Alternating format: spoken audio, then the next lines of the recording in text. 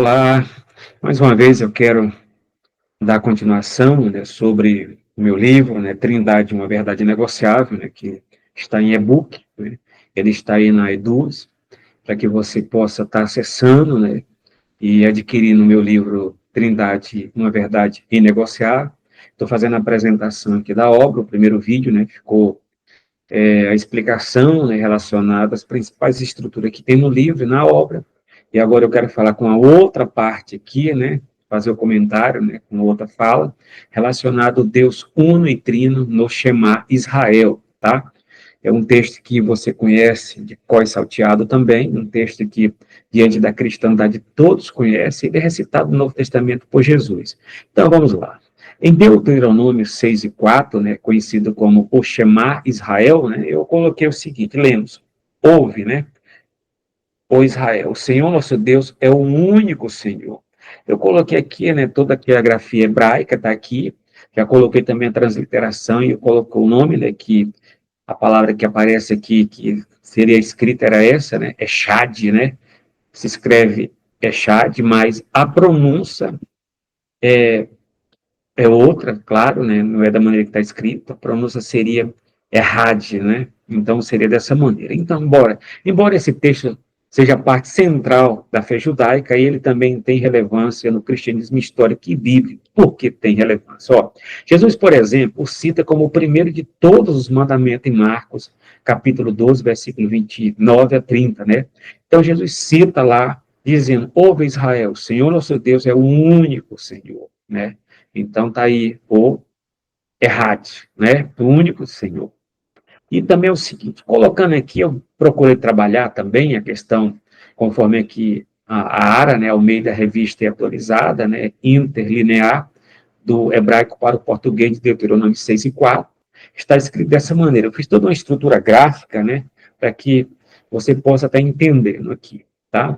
Eu coloquei aqui o ouve, né, na grafia, né, do Shema, Israel, né, aqui o Senhor, nosso Deus, é o único Senhor. Então, se você lê em hebraico, está muito bem. Eu já coloco aqui na questão da transliteração, da tradução, né, e o significado. Então, Shema, tem aqui a grafia, né, a questão aqui da escrita hebraica, né, então, no nosso significado aqui, o significado de Shema é ouve, né, é o verbo, aí tem Israel, né, Israel, aparece aí o Israel, é o substantivo, nome. E a palavra aqui, que vem aqui, o tetragrama sagrado, né, que é aplicado ao Pai, ao Filho e ao Espírito Santo, aparece aqui na tradução como um caixa alta, né, Senhor, substantivo, né, e a palavra Elohim, né, aparece aqui também Deus, como substantivo. Então, o texto, quando aparece lá, aparece a palavra Elohim. E a outra questão também aqui, não, Elohim, né? Então, nesse caso aqui, a outra palavra que aparece é o Echad também, único, né? Aí coloca aqui, dentro da questão numeral, seria um número, né? Adjetivo. E também eu coloquei também, trabalhando também a questão do Senhor, substantivo, né? E eu dou o significado de todos eles embaixo, do livro que está aí, né? O Shema, Israel, né? Javé, nosso Elohim, né? Do Elohim, é o Shad, que a pronúncia é Errad, tá? Então, tem aqui, ó, na gramática hebraica, existem duas palavras que expressam o conceito de unidade, né? Unidade. Então, aqui nós temos aqui o Errad e o Yahid, né? Que são as pronúncias. Está aqui embaixo, ó, a palavra hebraica, né? O Echad, aí, se a gente fosse ler dessa maneira, significa, mas a pronúncia está aqui Errad, tá? Único e um, né? O significado de Errad é isso, único e um. Pronuncia-se errad, né? Significa uma unidade composta, ou seja, uma unidade que envolve mais de um elemento. Então, eu coloquei no livro, principalmente na primeira parte lá, dizendo o seguinte, que nós estamos procurando vestígios para se formar a estrutura de uma prova, né? Mas aqui tem todo o conteúdo, já começando no Shema. Eu coloquei dentro do meu conteúdo, do meu livro só, já explicando a questão já de Deuteronômio, que temos uma boa defesa, né, para se pensar a doutrina bíblica da Trindade de Deuteronômio, principalmente no Shema, até por causa do Errad. O Errad é composto, né? Ele não é absoluto, ele não é um simples, né? É um composto, é unidade. Vamos lá. A palavra hebraica aqui, ó, errad, único e um, pronuncia-se errad, significa unidade composta, ou seja, uma unidade que envolve mais de um elemento. Como assim? Vamos dar um exemplo aqui que eu coloquei no livro. Esse aqui, ó, um grupo ou uma equipe, onde várias partes formam um todo, né? A questão do errad. Onde que a gente começa a questão do errad aqui?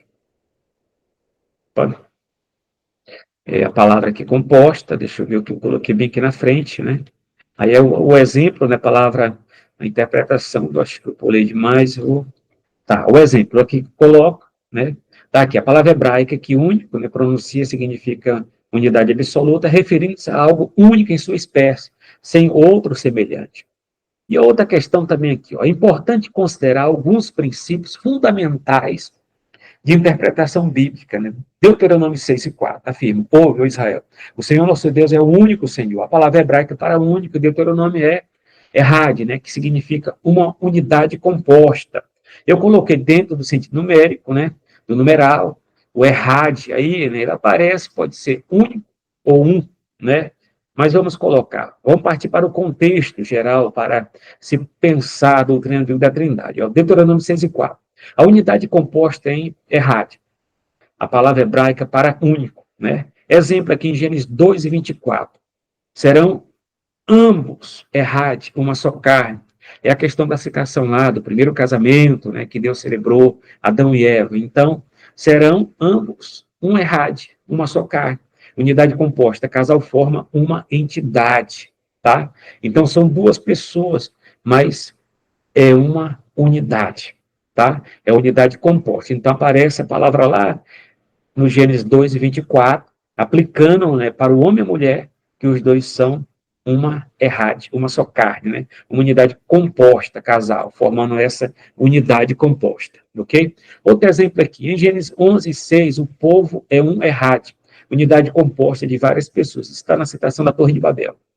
Outro texto que aparece, que eu citei no livro, também em Gênesis 41:25. Sonho de Faraó, um só, errade. Foi quantos sonhos? 2 sonhos, formando uma unidade. Outra questão. O Números capítulo 3, versículo 23, a citação é: um cacho de uvas. Um cacho de uva é um errade, unidade composta de várias uvas. Então, um cacho de uva, um errade. Então, o cacho de uva tem várias uvas. Né? Dependendo do tamanho dela, tem várias uvas. Então, essa questão que se aplica em Números 13 e 23, um errade. É para unidade composta. Porque o significado da palavra errade pode ser um, né, um, ou então único.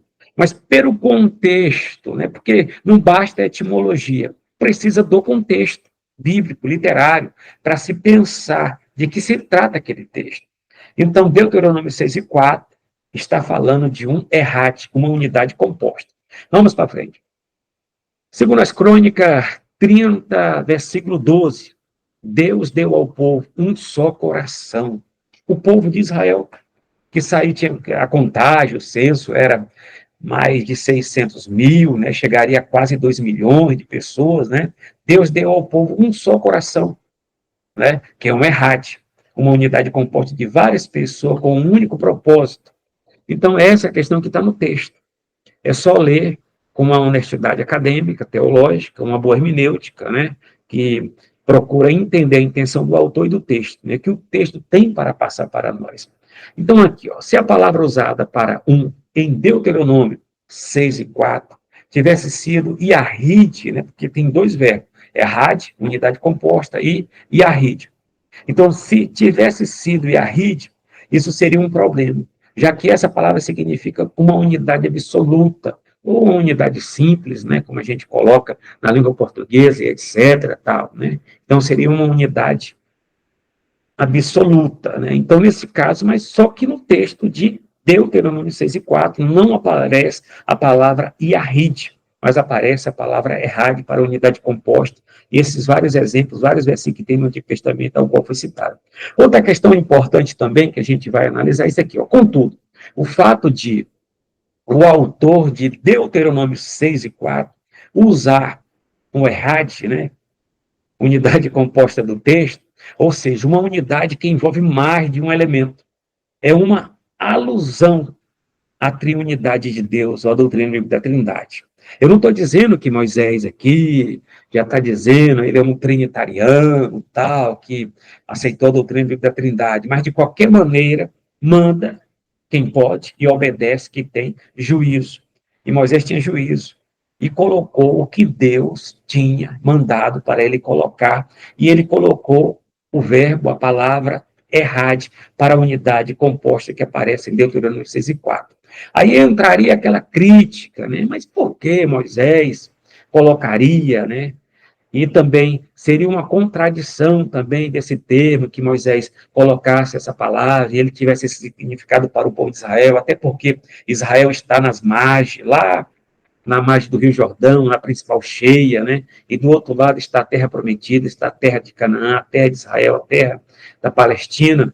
Então, naquele contexto em que eles iam atravessar o Jordão em sua cheia, que Deus ia abrir, né? Como abriu o Mar Vermelho, etc., para o povo de Israel passar a pé seco, a pé enxuto, né? Faria também a mesma coisa com o Jordão para abrir e chegasse lá na terra, teria um povo politeísta, né? Com vários deuses e tudo mais. Como seria? Todavia, Moisés escreveu o que Deus mandou ele escrever.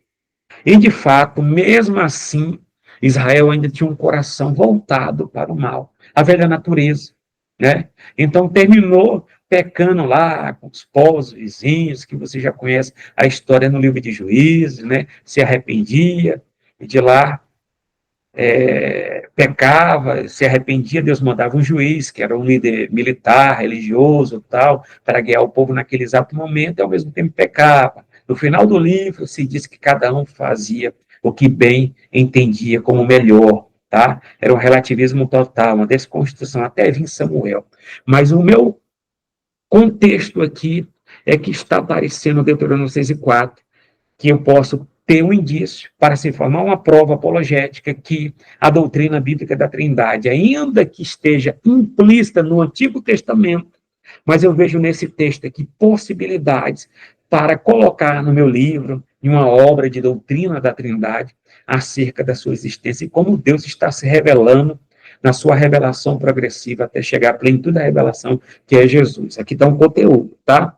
Então, Moisés obedeceu à voz de Deus. Então, é o que nós devemos fazer para as demais religiões heterodoxas, né, que negam essa doutrina, dizer que ela não existe, mas de fato ela existe. Ela pode ser complexa, né? Mas ela não é irracional, ela é suprarracional, como eu já bem falei.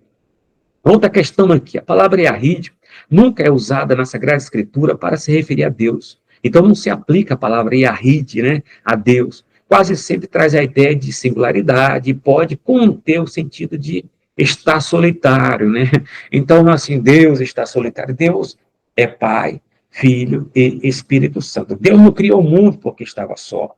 Deus não criou o ser humano porque estava só. Deus criou todo o universo e o próprio homem e a mulher devido à sua decisão no seu conselho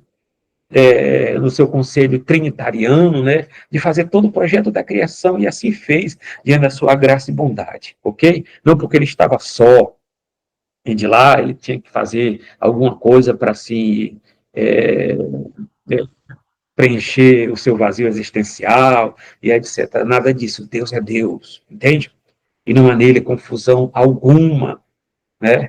Então, a bondade e a grandeza dele que é tão maravilhoso para nós. Outra questão aqui, um bom exemplo do uso dessa palavra aqui, Yahid, né, está em Gênesis 22:2. Toma agora teu filho, o teu único filho, a quem amas, e vai-te à terra de Moriá, e oferece-lhe em holocausto. Aqui Isaac é chamado de único, Yahid. Então, quer dizer, Abraão com Sara só tiveram um único filho, que era Isaac. Então, a palavra que não aparece aqui é Had. A não ser que eles tivessem vários filhos com, com Sara, né? Mas não teve, só teve um só filho com ela. Então, a palavra hebraica é Yahid. Vamos lá, mas você pode estar perguntando, que eu coloquei também, mas quer dizer que Abraão só teve um? Não, não, claro que não. Como assim, Isaac como o único filho? Vamos lá, analisar rapidão. Coloquei essa resposta aqui porque as pessoas vão ficar pensando, mas ele não só teve um filho. Com Sara, sim, mas com as outras esposas, né, depois da morte de Sara, não. Isaac é chamado de único filho em Gênesis 22:2 e Hebreus 11:17 para destacar sua singularidade, importância na promessa divina de Deus a Abraão, né? Então, Isaac é filho da promessa. É filho da promessa ao qual Deus prometeu dar para Abraão e Sara. Olha só, embora Abraão tenha tido outros filhos como Ismael, com Agar, e 6 filhos com Quetura, né? Isaac é distinto por ser o herdeiro legítimo da aliança espiritual entre Deus e Abraão, é o filho da promessa. É o que Paulo coloca em Gálatas, né? O filho da escrava e o filho da livre. O filho da livre é Isaac, né? É o filho da promessa. Né? Então, essa singularidade é fundamentada para a compreensão da promessa divina que Isaac simboliza, ok? Então, coloquei dessa maneira aqui para dar uma explicação, para não dar um nó na sua cabeça, né, como figura de linguagem, claro, né? Mas tem uma resposta já também no livro, né? Está bem resumida, mas, de fato, ela está didática para você analisar o teu conceito trinitariano sobre essa doutrina augusta e sacra. Acerca de Deuteronômio 6:4, o Shema, Emerson de Oliveira escreveu comentando sobre o assunto. Uma citação aqui, eu coloco dele, né? No entanto, alguns responderão dizendo que Deus é um, não três. Mas o versículo diz que Deus não é três. Diz que Deus é um, ok? O quê? Um Deus. Isso é o que Deuteronômio 6:4 diz. E a doutrina da Trindade concorda. Há um Deus. Nós concordamos que há um só Deus. Mas nós concordamos com que há um só Deus que subsiste eternamente em 3 pessoas, que é uma unidade composta. Então, o Deus que é apresentado lá, em Deuteronômio 6:4, é uma unidade composta. Tá? Então, essa confissão do monoteísmo não exclui a doutrina bíblica da Trindade. Deus é plural, Elohim, possivelmente implicando a Trindade. E um, errad, né? Pode sugerir uma unidade das pessoas na divindade, né? Como a citação. Onde a mesma palavra de um é usado em Adão, né? Em Adão e Eva.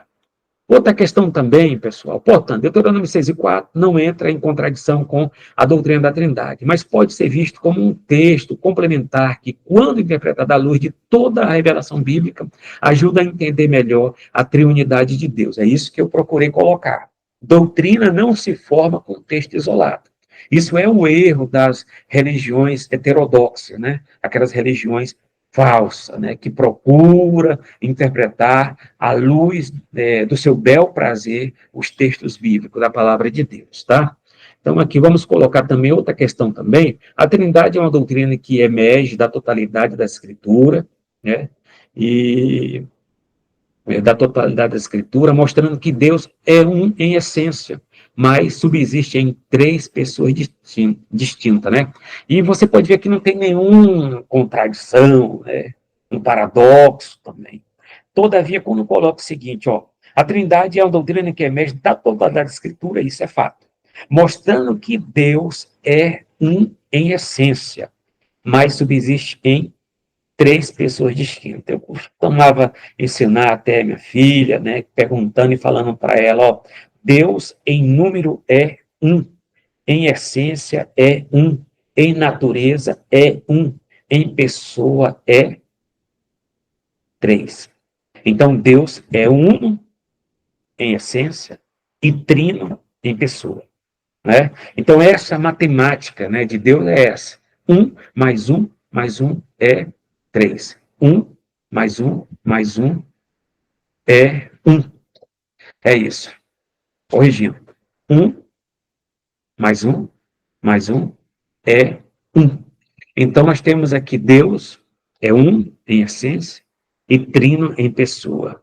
Ok? Então, não há nada de irracional, é suprarracional. E a lógica está aqui no próprio texto. Então, aqui mostrando sobre esse contexto aqui principal, é isso, né, que a gente chegou nesse exato momento para estar aprendendo, né, acerca da doutrina bíblica da Trindade, o que ela tem para nos oferecer, o que ela é apresentada na Sagrada Escritura, a nossa única regra de fé e prática, né? E uma coisa nós devemos fazer, estudar, estudar, estudar cada vez mais. E a Bíblia diz, cresceis na graça e no conhecimento de nosso Senhor e Salvador Jesus Cristo. Até o próximo vídeo, onde que a gente vai falar outros pontos, né, principais que eu pude comentar no livro, tal, e etc. Mas para você saber todo o conteúdo do livro, você tem que adquirir o livro Trindade, uma verdade negociável, né, que está aí na Eduz, ok? Então, junto com o livro, tem uns vídeos que você queira adquirir, esse vídeo vai estar lá para te orientar, para também te dar mais uma clareza, né, te trazer mais uma luz, né, sobre o contexto e sobre o conteúdo que é apresentado nessa obra clássica, ok? Até o próximo